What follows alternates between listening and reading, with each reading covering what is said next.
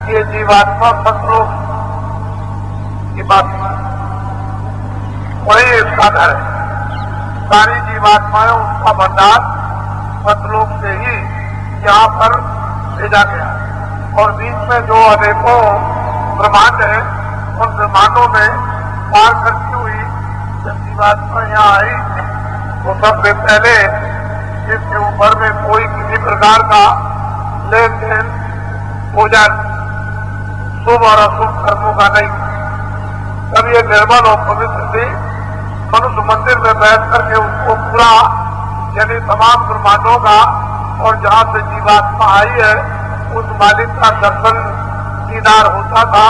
लेकिन पीछे से जब आजादी कर्मों की आपको दे दी गई और स्वतंत्र कर दिया गया कि अच्छे से अच्छा करो बुरे से बुरा करो, इसमें कोई बंधन नहीं है, तो फिर अपनी मर्जी से आपने अच्छा बुरा काम करके गंदगी को जमा कर दिया और जब गंदगी जमा हो गई तो आँख भी बंद और कान और नाक भी बंद हो गई। इस कारण आप मालिक की सत्ता उसके भेद उसके रास्ते से आप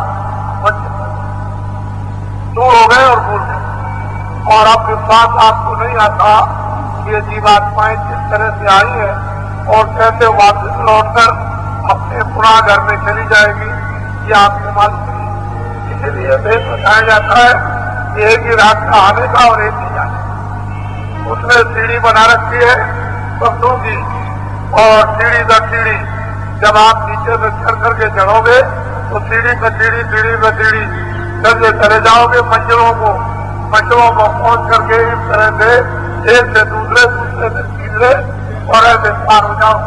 लेकिन सीढ़ी को नहीं पकड़ोगे तो मंजिल में नहीं पहुंच सकते, फिर आगे नहीं जा सकते। तो बगैर गुरु के एक तिल भर भी आगे कोई इस परमार्थ में कदम नहीं, न कुछ जानकारी उसे प्राप्त हो सकती है न वो खुद दे सकता। तो गुरु की सर्वत और हर समय जरूरत और आवश्यकता ये गुरु इधर भी संभाल कर दे और गुरु उधर भी संभाल कर दे। इधर शरीर है और शरीर के औजार जो इंद्रिया है मन बुद्धि चित्त उसकी भी संभाल। लेकिन जब आप गुरु के समर्पण हो गए तो संभाल होने लगे, समर्पण नहीं होगे तो संभाल नहीं होगे। फिर गिरोगे सोओगे उठोगे फिर गिरोगे फिर रोगे चिल्लाओगे। लेकिन समर्पण हो जाओगे इधर भी संभाल करेगा और भजन ध्यान इसमें भी संभाल करेगा। इधर का भी काम बन जाएगा और उधर का भी बन जाएगा। तो समर्पण होना चाहिए। जो भी अच्छा बुरा काम कभी भूल चूक से बुरा तो करो नहीं, लेकिन भूल चूक से बुरा हो जाए तो शाम को तो समर्पण हो जाए। हो सकता है हमारी जान में अनजान में कोई भूल चूक हो गई हो, मालिक इसको क्षमा करना तो वो भी नहीं, उससे भी दूर रहे। इस तरह से कर्मों का बोझा जो आएगा वो दया से भजन ध्यान के समय कट जाएगा, माफ हो जाएगा। तो नवीनतम कुछ बनेगा नहीं, सफाई होती जाएगी और जो आगे करोगे वो आगे की सफाई हो जाएगी तो रास्ता मार्ग खुल जाएगा।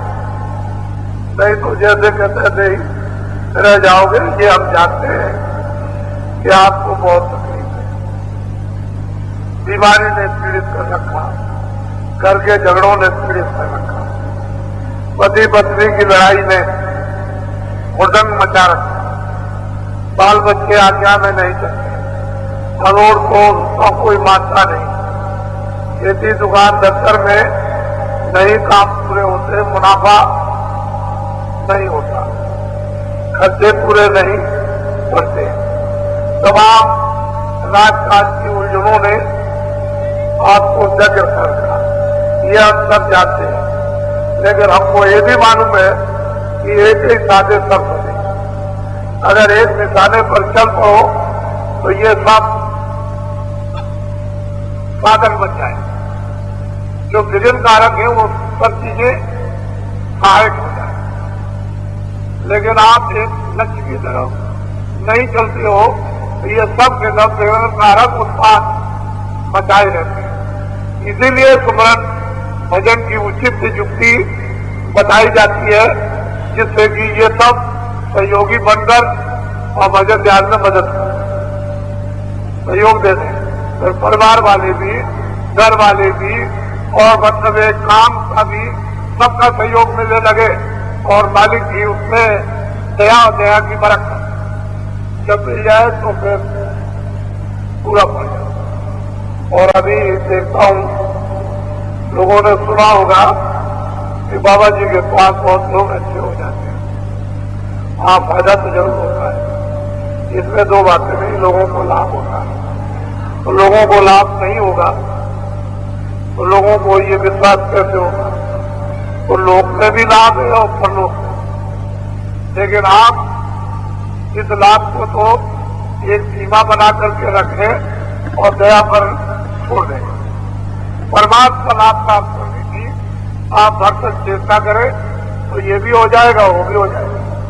लेकिन जब परमात्मा छोड़ दोगे, जिसके लिए आपको लगाया जाता है, ये मनुष्य जीवन फिर नहीं मिलेगा, ये समय खत्म हो जाएगा, तो आगे तुम क्या कर सकोगे? तो आप उस काम को भी कर लो, ये भी हो, वो भी तो लाभ तो होगा, लाभ होता है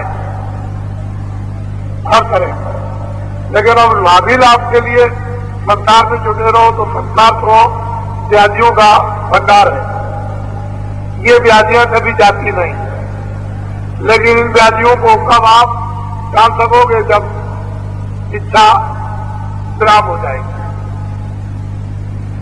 इधर से मुड़ने लगोगे तो ये सब साथ देंगे, नहीं मुड़ोगे तो ये उत्पाद में जाएंगे। तो व्याधियों का शरीर, जो मनुष्य शरीर है, व्याधियों का मंदिर है। पता नहीं किस समय पर कौन सा रोग लग जाए, आंख में, कान में, शरीर में, पेट में, आंख में, पैर में, वायु का, अग्नि का और जल का और आकाश का, कौन न मालूम तत्व आक्रमण कर दे और उसी में आपका दबाव हो जाए। जिन जिन तत्वों को आपने, जल को, अग्नि को, वायु को, आकाश को, इनको सब आपने जो गंदा कर रखा है, वही तत्व उस गंदगी के कारण जब हमला करते हैं तो फिर उस तत्वों की कमी होने के बाद शरीर में नाना दिखातियां, नाना व्याधियां पैदा हो जाती, जो दवा से भी लोग ठीक नहीं होते। कारण दर्द होते हैं लेकिन कुछ होने वाला नहीं। अगर उसी का शोधन जल, पृथ्वी, अग्नि, वायु, आकाश में कर दिया जाए और शुद्ध सात्विक ये पांचों तत्व शरीर में काम करने लगे तो व्याधियों से सब मुक्त हो जाए, स्वस्थ हो जाए, निरोगी हो जाए। फिर आपको ये जो मान दारुण सुख है ना भोगना पड़े, लेकिन वो तो महात्माओं के पास ही ये सब संभव हो सकता है, अन्य तरह से नहीं। और तरह से तो सब लोग ये काम कर ही रहे हैं, लेकिन उससे कुछ नहीं। तो कलयुग में महात्माओं ने जिस लिए ये धर्म किताबें आपके सामने रखी थी, इतनी मेहनत करने के बाद वो तो आपने छोड़ दिया। दया धर्म का मूल है। असल मनुष्य की जो मूल धर्म है मनुष्य मानव धर्म का, वो तो दया। जैसे मुसलमानों में रेम चला जाए तो यही इंसान जानवर है, दया चली जाए तो मनुष्य पशु है। और पशु को कोई भी बोध नहीं होता एक दूसरे आत्माओं का, इसलिए दया ये मनुष्य शरीर में प्रथम शास्त्रों का निचोड़, सभी धर्म ग्रंथों का और महात्माओं का निचोड़ है। जब मनुष्य शरीर में मानव था वो दया, यही मानव धर्म।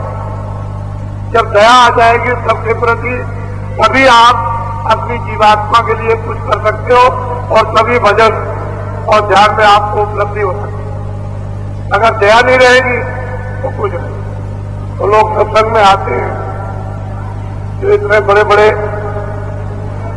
जुर्म कर बैठते हैं, किसी की हिंसा कर दी, आदमी मार दिया, जानवर मार दिया, पक्षी मार दिया और कोई नुकसान कर दिया, चोरी कर ली, डकैती कर दी, मारपीट की, कुछ और कर दिया। ये घटनाएं जो है आत्म में वेदना की, ये दया मनुष्य हृदय से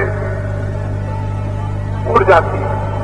और जब मनुष्य के हृदय में दया नहीं आएगी वो मनुष्य जो है पत्थर कठोर हो जाता है।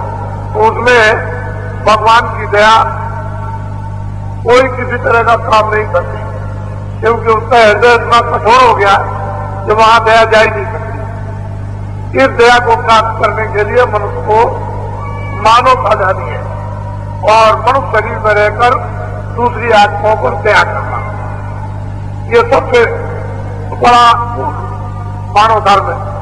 और ये हमने जब से छोड़ दिया, न राम मानते न कृष्ण मानते, न मोहम्मद को मानते न मैजिद, न वो गिरजाघर को मानते न गुरुद्वारे।